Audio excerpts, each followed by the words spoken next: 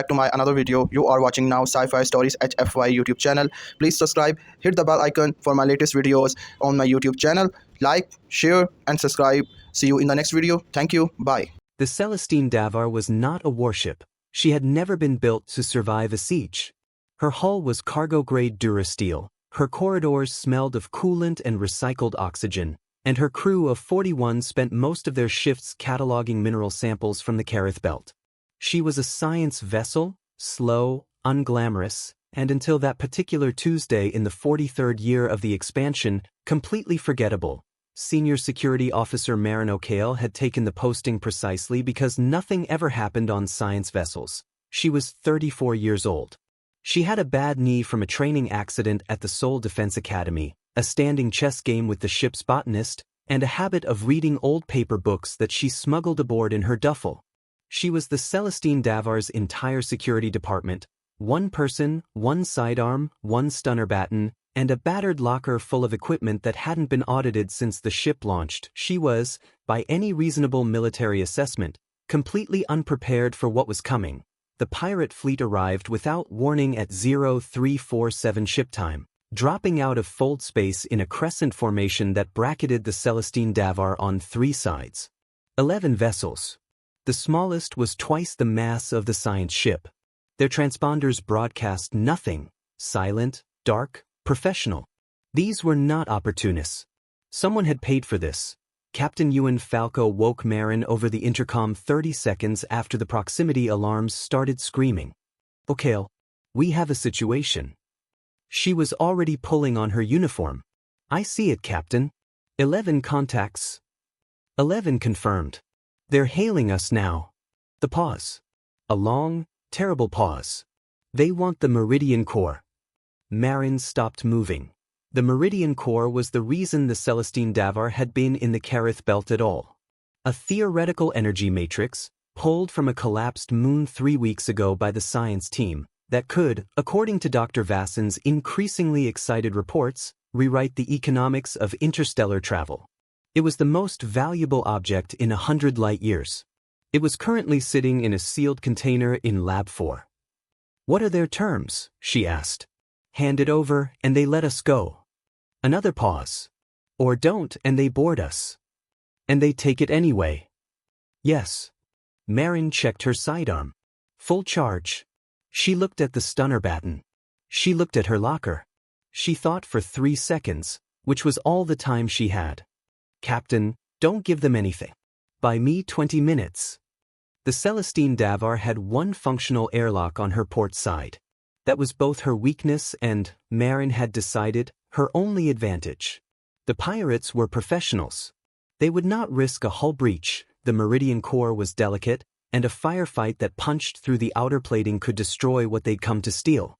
They would dock. They would enter through the airlock. They would proceed in a controlled, methodical fashion down Corridor 7 toward the lab section, which meant Marin knew exactly where they were going to be. She moved fast.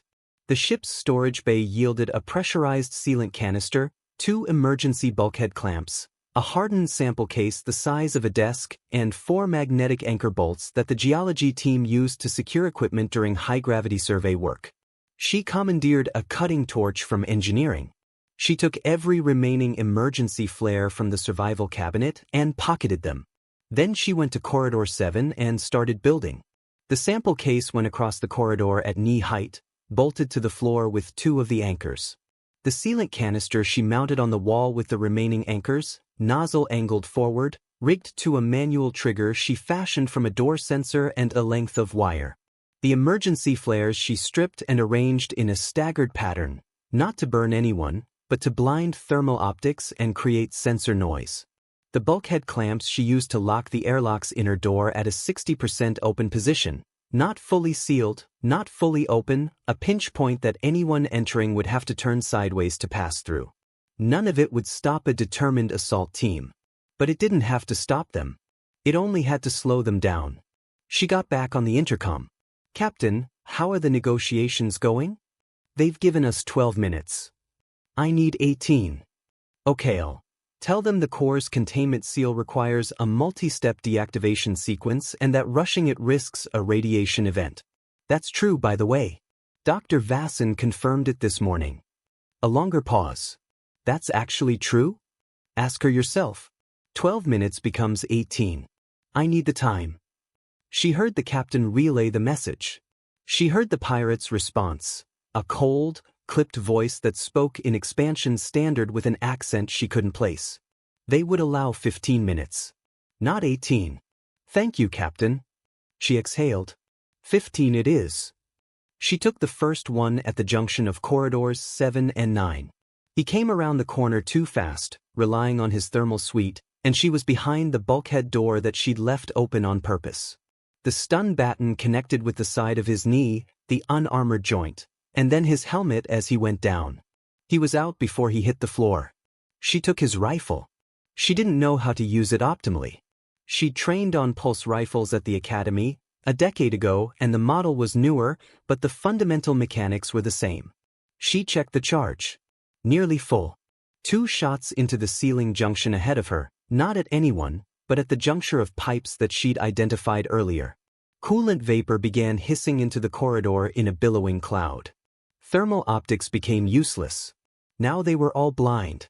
She heard shouting. Confusion. The sound of armored boots moving in the wrong direction. On her earpiece, Captain Falco's voice. Okay. 30 seconds. 30 seconds to what?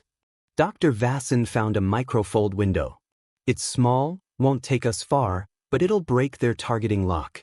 I need you back at the bridge access point in 30 seconds or you get left in the corridor. Marin looked at the drifting coolant cloud. The sound of the 3 remaining soldiers trying to reorient. The disabled man at her feet. She ran. She made it in 28 seconds. The Celestine Davar folded. It was a short jump, less than a light minute, but it broke them free of the targeting brackets, scattered the fleet's formation, and gave the science vessel enough of a lead to broadcast a full distress signal to the Expansion Authority relay at Kareth Station before the pirates could close again. The Authority response ships arrived in 4 hours and 11 minutes. The pirate fleet did not wait for them. In the official incident report filed with the Expansion Authority, the defense of Airlock 7 was described in precise, bureaucratic language. Security Officer O'Kale deployed available resources to deny hostile boarding personnel ingress and maintain vessel integrity for a duration sufficient to enable emergency full departure. Captain Ewan Falco added a personal note below the official summary. She held it alone. Of it. Everything we are and everything we had. She stood between it and 11 ships, with a stun baton and a canister of foam, and she held it.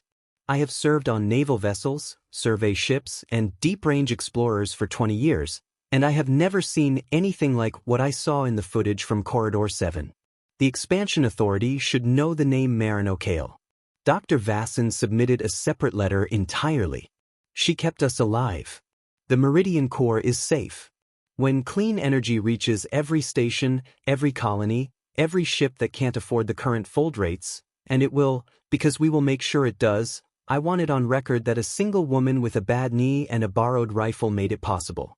I want history to know the bill was paid in full before any of us saw the profit. Marin read both letters 3 weeks later, in a hospital bay on Kareth Station, her knee elevated and wrapped after she'd re-aggravated it somewhere between Junction 7-9 and the bridge. She read them twice. Then she set them down and picked up her book. Outside the station viewport, the Kareth belt turned slowly in amber light, ancient and patient and full of things waiting to be found. She had gotten the posting because nothing ever happened on science vessels. She was already applying for a transfer back.